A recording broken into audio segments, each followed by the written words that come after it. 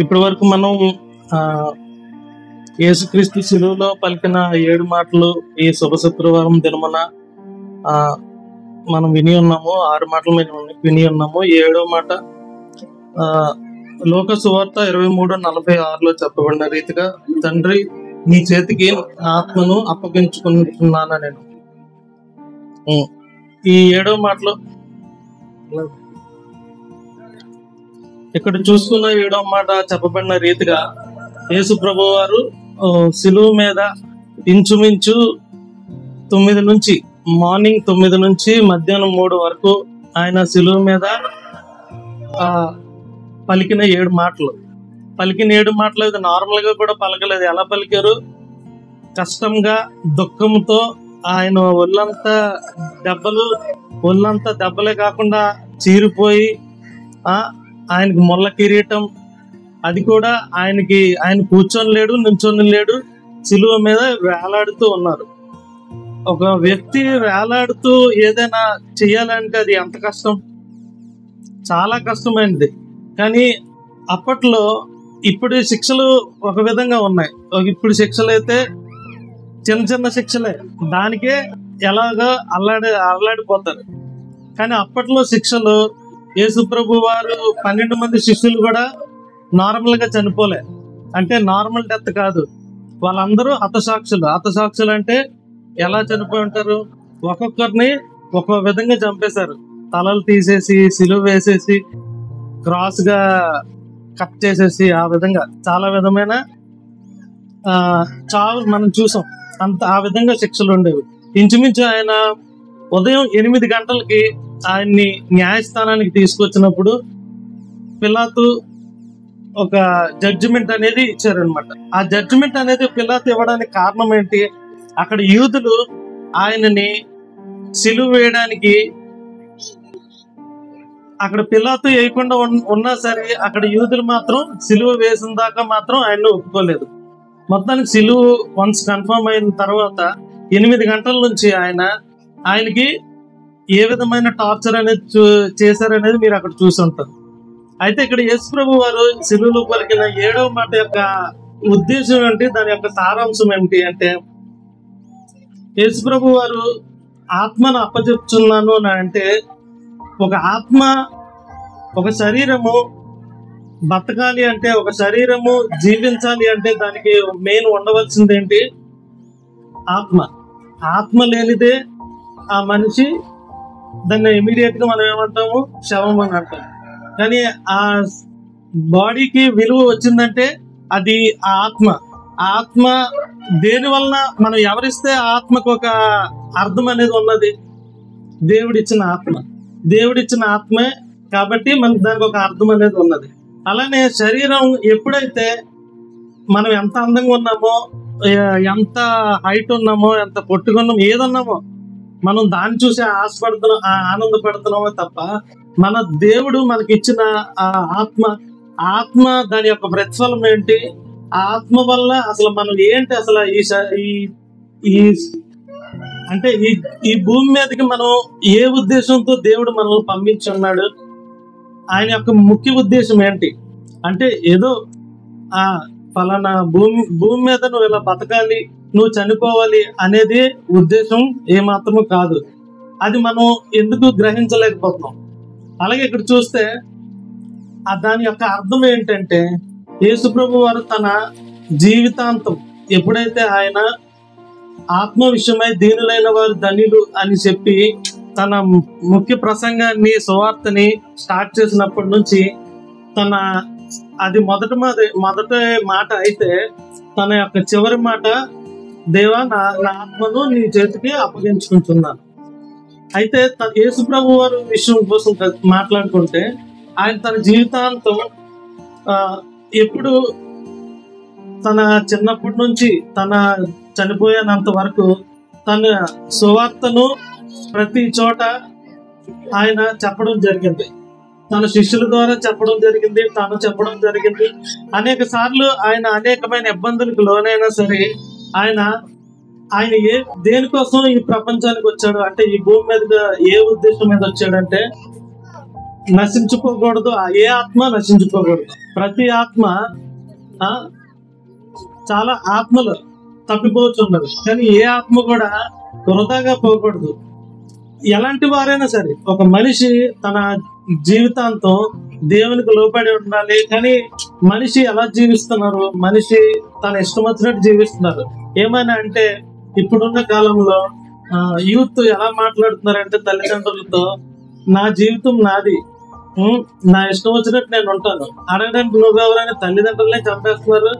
అంటే నా ఇష్టం వచ్చినట్టు నేను ఉంటానని ఇప్పుడు కాలంలో, ఒకప్పటి కాలంలో ఎలా ఉండేదో మనకు తెలియదు, కానీ ఇప్పుడు కాలంలో మాత్రం నా ఇష్టం నాది అన్న విధంగా చిన్న చిన్న చిన్న పిల్లలే నువ్వెందుకు కన్నావు అలా అయితే అని తల్లిదండ్రులు పిల్లల్ని గద్దిస్తే వాళ్ళ ఇష్టం వచ్చినట్టు మాట్లాడుతున్నారు. ఆ విధంగా ఉంది ఇప్పుడు ప్రపంచం అయితే. కానీ అక్కడ చూసుకుంటే తల్లిదండ్రులకు మనం ఏ విధంగా లోబడి ఉంటున్నాం, తల్లిదండ్రులు మనకి ఇచ్చిన జీవితానికి దానికి ఆ సారాంశం ఏంటి అంటే, మనం బ్రతికేసి ఏ విధంగా పడితే ఆ విధంగా బ్రతికేసి అంటే మన జీవితం క్లోజ్ చేసుకుంటాం అని అంటే దాని యొక్క ఉద్దేశం కాదు. దేవుడు మనకిచ్చే ఆత్మను బట్టి మనం ఈ లోకంలో ఎలా బ్రతుకుతున్నాం అంటే, మన జీవితాంతం మన ఇష్టం వచ్చినట్టు బ్రతికేస్తున్నాం. కానీ దాని యొక్క సారాంశం ఏంటి అనేది మనం ఎప్పుడైనా గ్రహించామా? అంటే మనం ఎందుకు బ్రతుకుతున్నాం? అసలు దేవుడు కష్టాలు మనకు పుట్టించిన తర్వాత కష్టాలు ఇచ్చాడు, చాలా మంది సుఖాలు ఇచ్చాడు, అనేక విధంగా ఉన్నాయి. కానీ ఎప్పుడైనా సరే మన జీవితం పట్ల తన ఉద్దేశం ఏంటి, నాకు ఇచ్చిన జీవితానికి ఈ ఆత్మను బట్టి నువ్వు ఆనందపడుతున్నావా లేదా, ఈ ఆత్మను బట్టి నువ్వు సంతోషిస్తున్నావా లేదా అని మనం ఎప్పుడైనా అడిగమా? దేవుణ్ణి ఎప్పుడు అడగలేదు.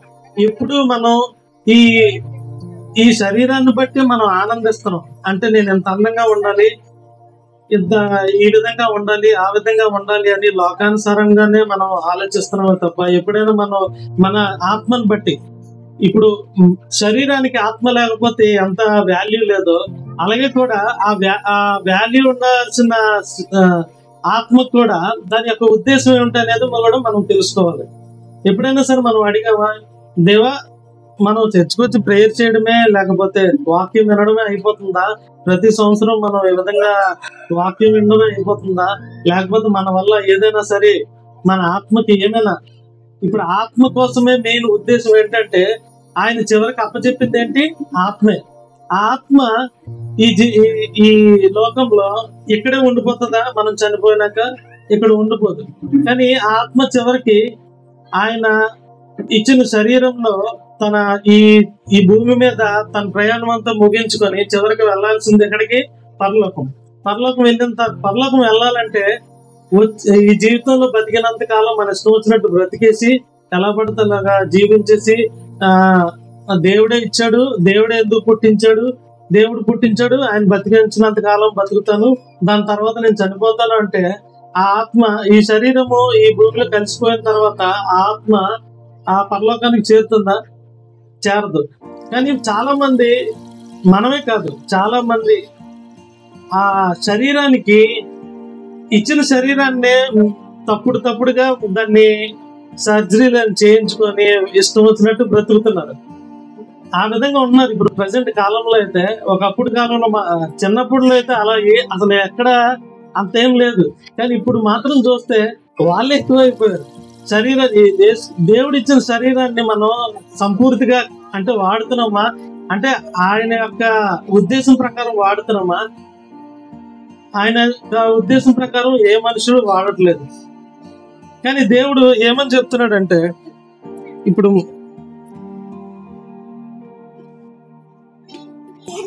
యోహాను 3:16 చూసుకున్నాం, తీయాల్సిన అవసరం లేదు, మాట్లాడిస్తాను.